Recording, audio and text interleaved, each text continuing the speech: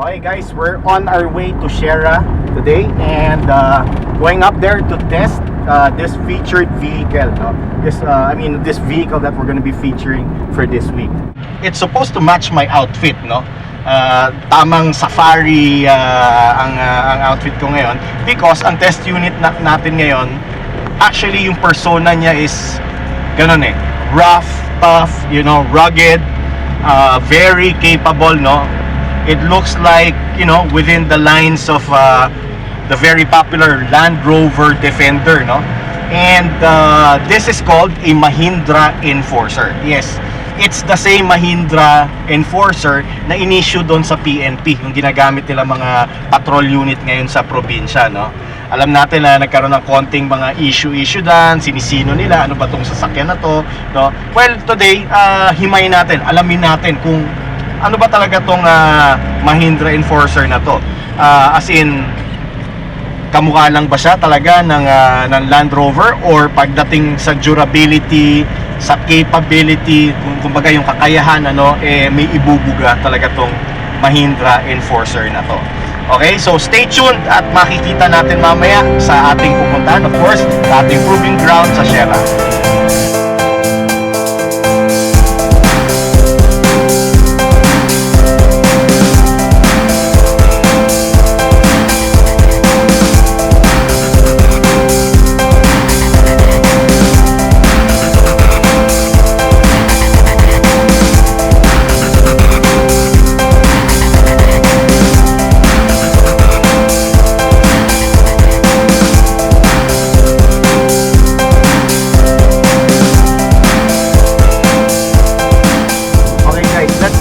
Talk about the basics, no?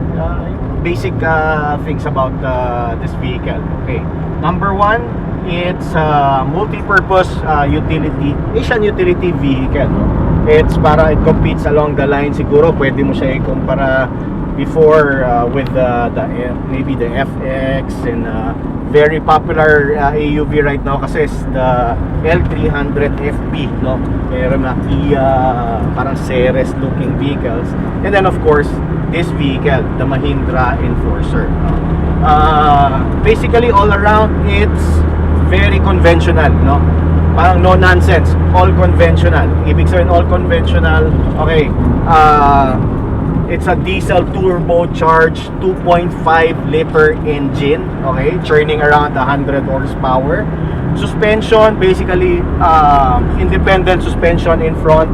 Sa rear, molye, no, leaf spring, okay, para siguro to accommodate weight, no, kasi actually the weight of the vehicle, since it's a bit very sturdy, no, parang kumbaga solido, no, it's around 2 tons yung bigat nito. So plus if you add syempre kung ano man ikakarga mo, kailangan talaga medyo sturdy yung suspension. So meron silang parang leaf spring plus yung conventional shock absorbers sa likod, no. It's power steering, of course. Brakes is electronic assisted hydrovac, no. The fronts are disc. The rear are drum brakes, and aside from it's actually cable, no? So kumbaga very basic ang components niya, no? And pagdating mo sa loob ng vehicle, simple. Hindi mo talaga hahanapin yung comfortable or plush interiors here, no? Kasi more of itong vehicle na to functional. Yung function, yung durability, yung tatagal, kumbaga in Pilipino, pangharabas ang talagang what was in mind when this vehicle was designed. Maybe actually that's one reason kaya ito yung napili ng ating PNP na gawing service vehicle nila, no? With the transmission, no, very smooth transmission niya, unlike other diesel or AUVs that I've driven, medyo low speed, no. Ito parang high speed transmission siya, very capable mid-range, no.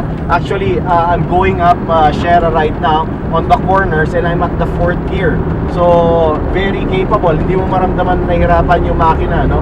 4th gear yan on the steep inclines of Sierra. The looks per se, well, it screams toughness, rough, siga ang dating, no? Very boxy, bolts, hinges, sabi ko nga, defenderish looking. So yun yung overall parang persona nitong car na to. And well, I'd say as a multi-purpose vehicle, okay siya pang hanap buhay, no? For and specifically siguro para sa mga kumpanya for their service crews, no? Lalo pag medyo mountainous or open range na areas ang iniikutan nila. Okay din siguro para sa mga shops, and great for families living specifically in the countryside, like here in Marilake, hindi mo makita na nahihirapan yung sasakyan, no?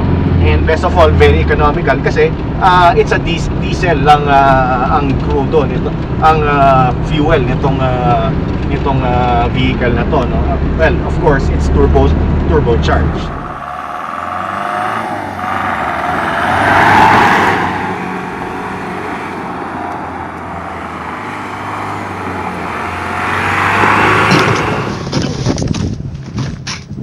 Alright, so as you can see, kitang-kita naman, no, na talagang sa itsura pa lang, mukhang talagang pangharabas ang datingan nitong Mahindra Enforcer. And sabi ko nga sa inyo, yung persona, yung parang personality niya, actually looks like Defenderish, parang Land Rover Defender, no? Yung ganong klase na you have hinges, no? Bolts, squarish, wala ka masyado makita mga bilog-bilog na kurbada dito. Mostly made for purpose, no? Kumbaga, ang intention talaga nito tumagal yung sasakyan, kayanin kung saan mo man sadalhin, kung saan trabaho mo gagamitin, o kung anong purpose mo, intended para sa vehicle na to. Ang intention tumagal and perform, no? And of course, ang isa sa pinaka-importante na pinagmamalaki nitong Mahindra Enforcer, yung kanyang versatility. Ibig sabihin, marami siyang no? Pwede pang pamilya, pwede para sa, for your company, crew. And of course, because of its durability, no? Yung tibay niya, yung kaha nito, hindi biro, no? Ito yung tipong walang crumple zone na pinag-uusapan. Ito yung lulusot sa merong crumple zone. Solido po yung kanyang works.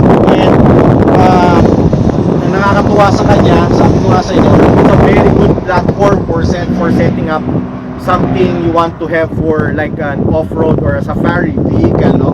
Kung if you're going into like, using it as your personal pangharabas or your daily transport, it will actually do, and it has that style for it. But of course, sabi ko nga sa inyo, huwag nyo lang hahanapin yung comfort or yung plush interiors, no, or accessories that you find in your daily driven branded cars. This one is built to perform and built to last. So that's your Mahindra Enforcer.